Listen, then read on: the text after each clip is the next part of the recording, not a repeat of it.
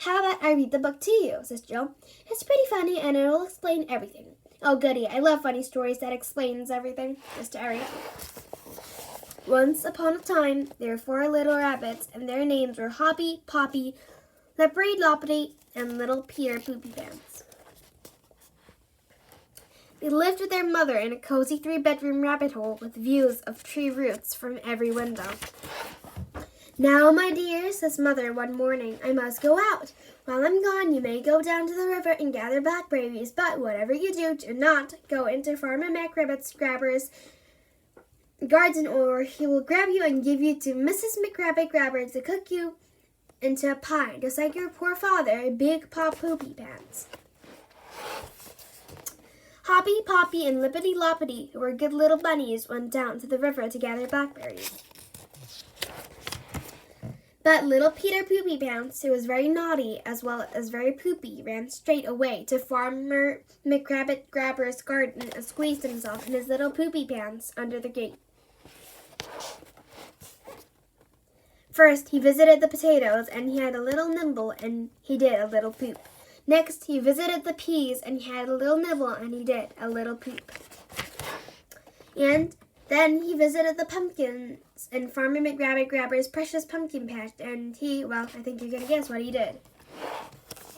Then little Peter Poopy Pants began to feel rather tired from all the nibbling and pooping, so he lay down in the parsley for a short rest, but he soon fell fast asleep. While Peter was sleeping, Farmer McRabbit Grabber came along and found him. Aha! You'll be sorry you ever pooped up in my garden, he said as he grabbed little Peter Poopy Pants roughly and dropped him into his sack. I'll take you home tonight to Mrs. McRabbit Grabber, and she will bake you into a delicious rabbit pie.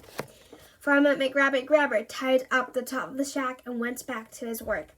By and by, little Peter Poopy Pants woke up, realized what had happened, and started to cry. Oh no, I'm trapped in Farmer McRabbit Grabber's sack. How will I ever get out? Just then, along came a mouse called the Messina Tattletale. She heard little Peter Poopy Pants crying. Don't worry, little Peter Poopy Pants, says the Messina Tittle Tattle. With my sharp little teeth, I shall grow a hole in the sack, and you will soon be able to escape. The Messina Tittle Tattle worked quickly, and soon there was a tiny hole in the bottom of the sack. Little Peter Poopy Pants thanked the Messina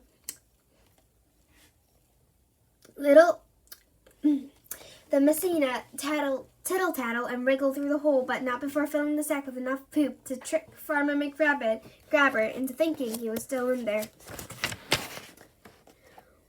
When Farmer McRabbit Grabber had finished his work, he came back, picked up the sack, and carried it home to Mrs. McRabbit Grabber and asked her to cook the contents of the sack into a pie. Later that day, when Mrs. McRabbit Grabber opened the sack and saw what was in it, she thought it was odd that her husband wanted it cooked for his dinner, but nevertheless she did exactly as he had asked. Stink cloud. Come dinner time, Farmer McRabbit Grabber sat down to eat his pie. He took a big mouthful and then spat it all out again. This pie is filled with poop, not rabbit, he shouts. Little Peter Poopy Pants has tricked me. Just wait until I get my rabbit-grabbing hands on him. The end. And that's why Farmer McRabbit Grabber hates me, says little Peter Poopy Pants, because I'm clever and smarter than he is. And because you made him eat a great big poopy pie, shouts Terry, laughing. Quiet, Terry, I say. Farmer McRabbit Grabber might hear you, and then he'll bake us all into a pie. Too late, says Jill. I think he's already heard us. Here he comes. We hear heavy footsteps stomping towards the barrel. Aha! Says Farmer McRabbit Grabber, peering down at us. 4 little rabbits for my dinner. He picks up the barrel and tips us into his sack. No, you're making a big mistake, says Terry as we tumble in. We're not rabbits. What's this? Says Farmer McRabbit Grabber. Not rabbits. He peers into the sack. I know who you are. You're worse than rabbits. You're criminals. I saw your wanted poster in the post office this morning. Wanted, dead or alive. Andy, Terry, Jill. For crimes against storytelling. $117 billion rewarded. If found, please contact the Story Police. This must be my lucky day, says Farmer McRabbit Grabber, a $117 million rewarded and rabbit pie for dinner. I'll go and notify the store police right now, and in the meantime, I'll hang the sack up in this hook to make sure none of you escape. Farmer McRabbit ties the end of the sack shut, and we feel ourselves being lifted high up into the air. Oh no, I say, it's just like in Little Peter Poopy Pants' story. Why don't we call Thumbsina Tittle and ask her to go on a hole in the sack for us, says Jill. There's no use calling Thumbsina Tittle, says Little Peter Poopy Pants. She was eaten by Kathy Kitten Whiskers just last week. Oh, that's very sad, says Jill. Not for Kathy Kitten Whiskers, it wasn't, says Peter. She said Thumbsina Tittle was delicious. You don't eat Thumbsina Tittle, says Terry. I can draw a dot. We'll make a perfect hole. I can draw a dot that'll make a perfect hole for us to escape through. Terry uses the pencil end of a spoonful to draw a dot in the bottom of the sack. Jill, Little Peter Poopy Pants, and I all squeeze through it and lower ourselves to the ground. Terry comes last, peeling the dot of the bottom of the shack as he exits.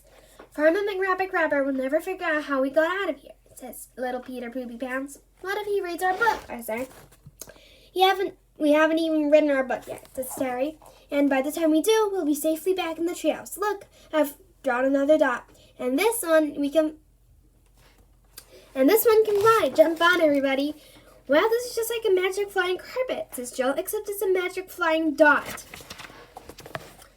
Can you drop me off at my burrow, says Little Peter Poopy Pants. It's just down there near that big tree. We fly down and hover while Little Peter Poopy Pants hops up the dot. Thanks for the ride, he says, and thanks for helping me escape from Farmer McRabbit. It was our pleasure, I said, and when we get home, I'll send you a pair of emergency anti-pooping pull-ups from our underpants museum.